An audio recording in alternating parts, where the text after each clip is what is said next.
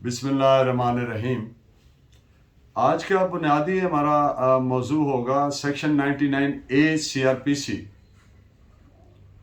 जिसके तहत इजहार राय पर, प्रेस पर, पब्लिकेशंस पर right to express, freedom of right to speech and expression, जो फंडामेंटल राइट्स हैं, उनको legislation by inserting of section 99A कि गवर्नमेंट की जो लेजिस्लेशन है इस बारे में कि उन पर रेस्ट्रिक्शंस प्लेस की गई, उस पे बात होगी बुनियादी तौर पर। लेकिन उससे पहले सेक्शन 99 को मुख्तसर सा उसमें एक पॉइंट है वो क्लियर करता चलूँ। Section 99 CRPC provides disposal of property which has been found during search beyond the area of jurisdiction of the court which has issued the warrant। यानी एक मैजिस्ट्रेट साहब ने warrant for search and inspection जारी फरमाया और police officer ने वो जो सर्च की, वो सर्च वाली जो जगह है that is beyond jurisdiction of that court. For instance, जिला लाहौर के मैजिस्ट्रेट ने ऑर्डर किया और जिस जगह से वो सर्च की गई है वो जिला की हदूद से बाहर है, तो आप जानते हैं कि मैजिस्ट्रेट की जुरिस्डिक्शन अपने जिला के अंदर की हद तक है। अब दो सूरतें, अगर तो जहां से सर्च की गई है वो जगह, वहां जो कोर्ट है वहां उस जिला की वो करीब है, तो फिर उधर जाना चाहिए उसको, एग्जीक्यूटर ऑफ वारंट को, पुलिस ऑफिसर को जिसने सर्च करके रिकवर की हैं कुछ चीज़ें, उनकी लिस्ट तैयार करके, और उनको वहाँ से ऑर्डर लेना चाहिए। वो कोर्ट जो करीब है वो उनको अनेबल करेगी कि उस कोर्ट में पहुँचे बाई पासिंग द ऑर्डर, और फिर वो along with list and the articles जिस कोर्ट ने वारंट का इशू किया था उस मैजिस्ट्रेट साहब के पास पेश की जाएंगी और वो उनकी नेचर के मुताबिक उस पर जो मुनासिब हुक्म है वो फरमाएंगे। अगर उनमें कोई नेचर ऐसी है कि वो पेरिशेबल हैं या वो जल्दी ज़ाया होने का एहतमाल है, तो फिर उस सूरत हाल के मुताबिक उनकी किसी सेफ प्लेस पे इंश्योर की जाएगी कि उसको डिस्पोज किया जाए। अगर कोई बारूद है, धमाका खेज मवाद है, या जिसको रखा नहीं जा सकता, ब्लास्ट हो सकता है, या कोई और ऐसी चीज़ें हैं, तो according to nature of the search articles, found articles, फिर वो मैजिस्ट्रेट साहब उसकी डिस्पोजल के लिए जो मुनासिब हुक्म होगा वो फरमाएंगे। ये है सेक्शन 99 CRPC। अब आते हैं अपने आज के असल मौजू पे, विच इज़ वेरी इंपॉर्टेंट। जब प्रोविंशियल गवर्नमेंट अगर किसी कागज, किताब, अखबार या कोई और ऐसी विजिबल रिप्रेजेंटेशन है जिसकी बाबत ये एतमाल है, ये खदशा है, एप्रीहेंशन है कि ये किसी मखसूस क्लास के मजहबी जज्बात को हर्ट कर सकती है, मजहबी मुनाफरत पैदा कर सकती है, या कोई ट्रेजनेबल मटेरियल है, गद्दारी, मुल्क के खिलाफ गद्दारी पे उकसाने, कोई जुर्म पे उकसाने, या कोई सेडिशियस मटेरियल है, बगावत पे उकसाने वाला मटेरियल है, या कोई मजहबी मुनाफरत फैलाने वाला मटेरियल है, तो ऐसी कोई किताब, ऐसा कोई अखबार, ऐसा कोई डॉक्यूमेंट, ऐसी कोई विजिबल रिप्रेजेंटेशन जो PPC में मौजूद ऑफेंसेस जो प्रोवाइडेड है, फॉर इंस्टेंस सेक्शन 123A से लेकर 124A तक और 290A से 298A से 298C तक वगैरह जो प्रोवाइडेड जराइम है, अगर उनकी डेफिनेशन में आता है तो प्रोविंशियल गवर्नमेंट सरकारी गजट में grounds of formulation of its opinion बयान करके तो नोटिफिकेशन जारी करेगी और उनको फोरफिट करने का हुक्म देगी, जब्त करने का, जब्त बहक सरकार करने का डिक्लेयर कर देगी कि ये काबिले जब्ती सरकार है। और उसमें ग्राउंड्स ऑफ इट्स ओपिनियन, कौन सा लफ्ज इस किताब में गलत है, कौन सा लफ्ज, कौन सी लाइन इस अखबार में गलत है, कौन सी क्या चीज पर्टिकुलरली स्टेटिंग देयर इन, अगर ग्राउंड्स बयान नहीं की तो वो इलीगल हो जाएगा, मैंडेटरी है। तो फिर जब गवर्नमेंट ऐसा डिक्लेयर कर देगी, गवर्नमेंट से मीन प्रोविंशियल गवर्नमेंट, जब प्रोविंशियल गवर्नमेंट सूबाई हुकूमत ऐसा डिक्लेयर कर देगी तो फिर हर पुलिस ऑफिसर ऐसी किताब, ऐसी अखबार, ऐसी कोई रिप्रेजेंटेशन, ऐसा कोई मटेरियल जो डॉक्यूमेंट, आप जानते हैं डॉक्यूमेंट में सारी चीजें आ जाती हैं वर्ड डॉक्यूमेंट की डेफिनेशन में, कोई चाहे वो विजिबल रिप्रेजेंटेशन हो, किसी भी सूरत में वो वर्ड डॉक्यूमेंट की डेफिनेशन में आ जाती। तो पुलिस ऐसी कोई भी जो ऑब्जेक्शनेबल चीज जो गवर्नमेंट सूबाई ने डिक्लेयर कर दी है तो उसको जब्त कर लेगी जहां कहीं भी उसकी कॉपी है, एक बात। दूसरी बात, जो मैजिस्ट्रेट है तो ऑनरेबल मैजिस्ट्रेट साहब, police officer not below the rank of sub inspector, उसको वारंट जारी करके डायरेक्ट फरमाएंगे कि ऐसा कोई अखबार, ऐसी कोई जो चीजें ये डिक्लेयर हो गई उसमें, तो उसको जब्त कर ले अपनी कस्टडी, या ऐसा कोई मटीरियल जिसपे शुबा हो उसको जब्त कर ले बहक सरकार। तो ये इसका लुबे लुबाब है जिस्ट है इस सेक्शन का।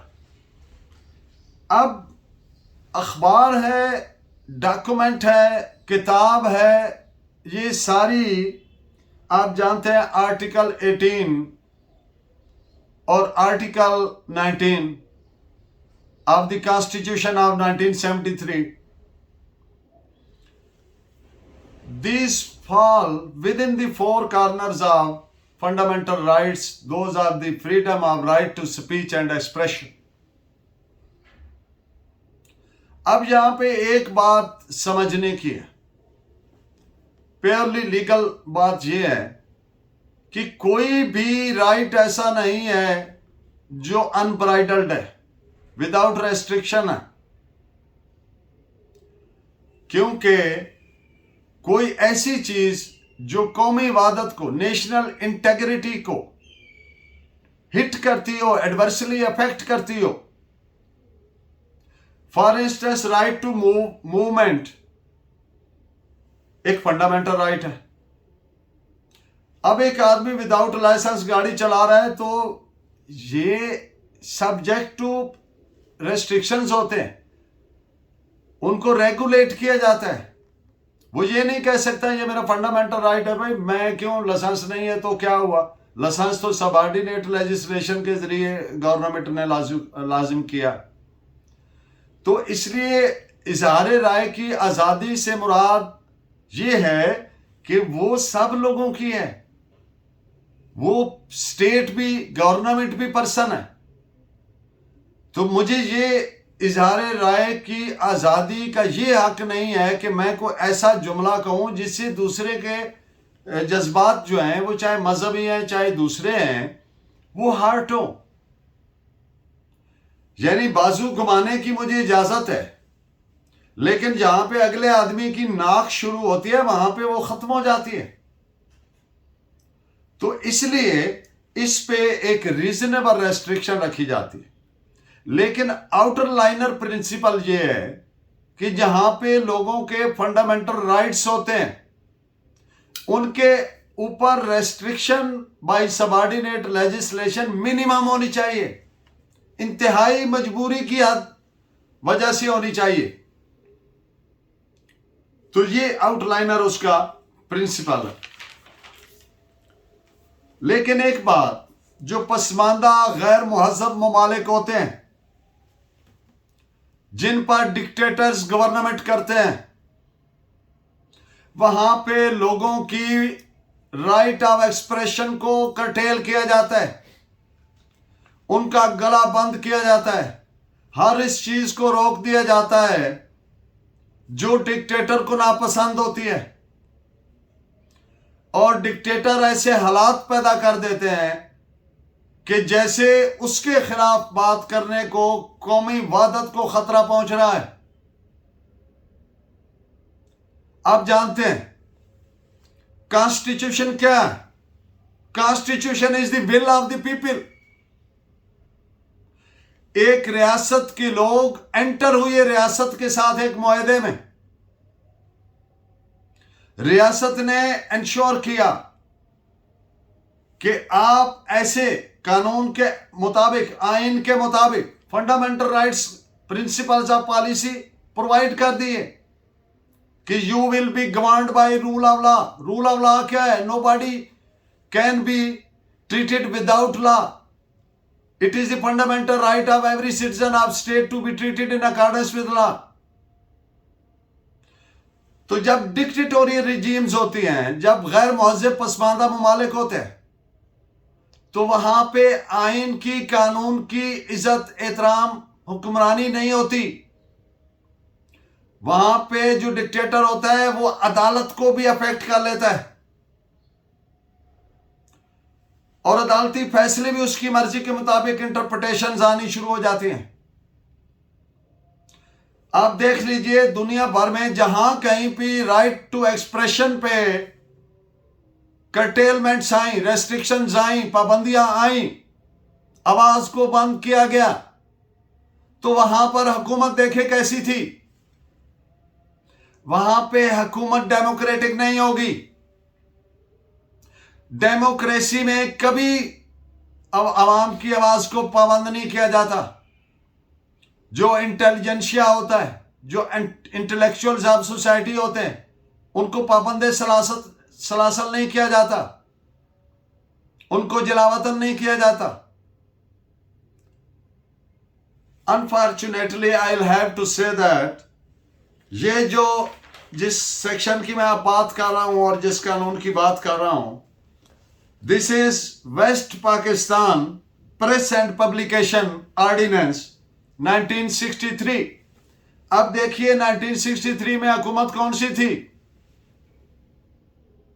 जनरल मोहम्मद अयूब खान, फौजी Aamir. So it's a dilemma of the backward countries, uncultured and uncivilized countries का ये dilemma है। तो जब भी ऐसे कवानीन देखेंगे तो वो डिक्टेटोरियल रिजीम्स में होंगे, तो फिर कोर्ट्स पे डबल जिम्मेदारी आ जाती है उसको इंटरप्रेट करते वक्त। तो ये वो सेक्शन है, इस पे आप दो चार फैसले अहम मैं आपके सामने रखता हूं कि जो प्रोसीजर है सेक्शन 99A सीआरपीसी का, ये एक कॉन्सिक्वेंशियल है to the substantive provisions of PPC. कौन कौन सी? 124A, 153A, 153B, 292, 293, 295A PPC. ये उनके कॉन्सिक्वेंशियल है। तो उससे हटके अगर इसको इंटरप्रेट किया जाएगा तो गलत होगा। ये देखना पड़ेगा कि आया ये लफ्ज, आया ये रिप्रेजेंटेशन, आया ये किताब किस तरीके से जिसको जब्त किया गया है नेशनल इंटीग्रेशन को अफेक्ट करती है, या किस तरीके से किसी के मजहबी हर शख्स को पाकिस्तान में हर शख्स को उसके अपने मजहब के मुताबिक जिसको वो दुरुस्त समझता है उस पर अमल करने की, उस पर पीसफुल एक्सप्रेशन करने की आजादी है। तो अगर कोई इसके उल्ट करता है तो फिर कोर्ट उसको चेक करेगी। अगर कोर्ट के सामने लाया गया कि क्या ये जेन्युइनली हर्ट करता है, तो नोबॉडी कैन बी अलाउड कि कोई ऐसी बात करे, यानी अपना मजहब छोड़ो ना, दूसरे का छेड़ो ना, एक वो झटकी सी मिसाल, तो उसको चेक किया जाएगा। This is reported as AIR 1960 Allahabad page 715।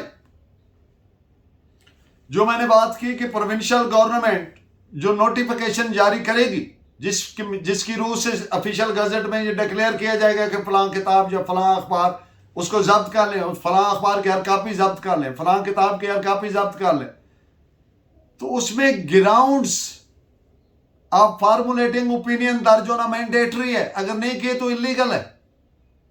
कि वो कौन सी वजूहत हैं, वो कौन सी चीज है जिसकी बुनियाद पर ये उन PPC के प्रोविजंस में फॉल कर रहा है कि कोई नेशनल इंटेग्रिटी या मजहब या कोई गद्दारी या कोई बगावत का एहतमाल हो रहा है। तो सो this is reported AIR 1961 supreme court 1662। Government को इंतहाई मोहतात, प्रोविंशियल गवर्नमेंट जिसने नोटिफिकेशन जारी करना है उसको बड़ी एहतियात की जरूरत है, ऐसा कोई भी नोटिफिकेशन जारी करते वक्त, इसलिए कि रियासत ने जो एक कंट्रैक्ट किया जिसको हम आइन कहते हैं अपनी आवाम के साथ, और इंश्योर किया एज ए फंडामेंटल राइट कि ये आपका बुनियादी हक है। जब उस हक को अफेक्ट करने के कोई ऐसी लेजिस्लेशन या नोटिफिकेशन होता है तो उसमें गवर्नमेंट को डबल जिम्मेदारी आ जाती है। तो मैं एज आई ऑलरेडी स्टेटेड कि इंतहाई जरूरी हो जब नागजीर हो, जब different classes living in the country, वो मुख्तलिफ मज़ाहिब क्यों, कौमियतों क्यों, मुख्तलिफ जुबानों क्यों, उनके लिसानी सकाफती कोई कल्चरल डिफरेंट क्लासेस हैं, तो उनको हार्मोनाइज रखना जरूरी होता है। तो उनको कोई भी ऐसी चीज जो उसमें मुनाफरत या नेगेटिवली अफेक्ट करती है, तो जो अगर जेन्युइनली एग्जिस्ट करती है तो सिर्फ उसी सूरत में होना चाहिए, अदरवाइज बिल्कुल नहीं होना चाहिए। अदरवाइज ये फंडामेंटल राइट्स की वायलेशन तस्वर हो। So this is reported as 1992 criminal law journal page 100। Again, it is provided in two judgments. Restrictions on fundamental rights, freedom of expression and speech must be proportionate to the evil sought to be remedied. Hence, this section 99A is not hit by Article 18. कि वो जो बुराई सामने आ रही है वो इतनी ऐसे उसके प्रोपोर्शनेट हो तो तभी फंडामेंटल राइट को किया जाएगा अफेक्ट। कि वो बुराई इतनी बड़ी नजर आ रही है, बगावत का खतरा हो सकता है, लोग डिफरेंट क्लासेस में बुरे तलाकात शुरू हो सकते हैं। So these are reported as AIR 1970 Bombay 56 and 1992 criminal law journal 1002। Section 99A CRPC is to be read in conjunction with the fundamental rights Articles 18 and 19 of the Constitution. यानी which provide के every citizen of Pakistan does have the freedom of right to speech and expression. तो उसको उसके साथ मिला के पढ़ना है। जो सेक्शन 99A है, it has been impose to ensure कि सिक्योरिटी ऑफ पाकिस्तान अफेक्ट ना हो, the friendly relations of Pakistan with other countries of the world वो अफेक्ट ना हो, public order, public decency, public morality ये अफेक्ट ना हो एडवर्सली। कोई भी ऐसी पब्लिकेशन, कोई भी ऐसी किताब, कोई भी ऐसी रिप्रेजेंटेशन ना हो, कोई ऐसी कंटेम्प्ट ऑफ कोर्ट या डेफेमेशन वो ना हो, कोई ऐसा जुर्म पे उकसाने के लिए, बगावत पे उकसाने के लिए, गद्दारी पे उकसाने के लिए मटेरियल ना हो, आइन का मंशा ये है कि कम से कम कानूनी पाबंदियां ऐसी लगाई जाएं जिनसे कोई फंडामेंटल राइट अफेक्ट होता है एडवर्सली। सिर्फ वो लगाई जा सकती है जो इंतहाई नागजीर हैं against act. This is reported as PLD 1959, Peshawar, page 77।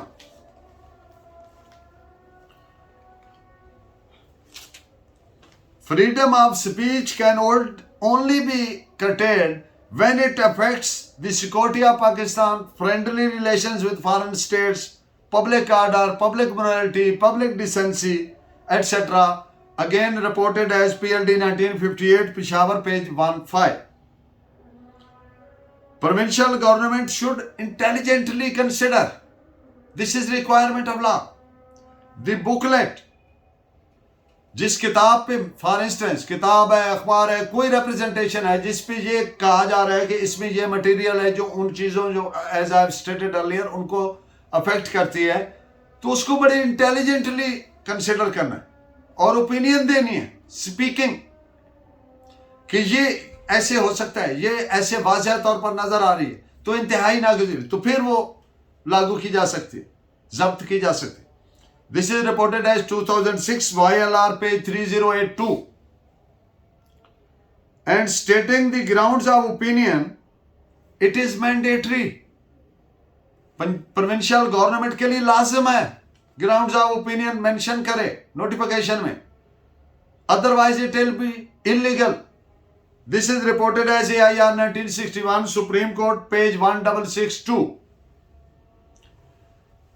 I wish my lecture be beneficial for you. Keep watching, keep guiding. Stay blessed. Allah Negeban. Thank you very much.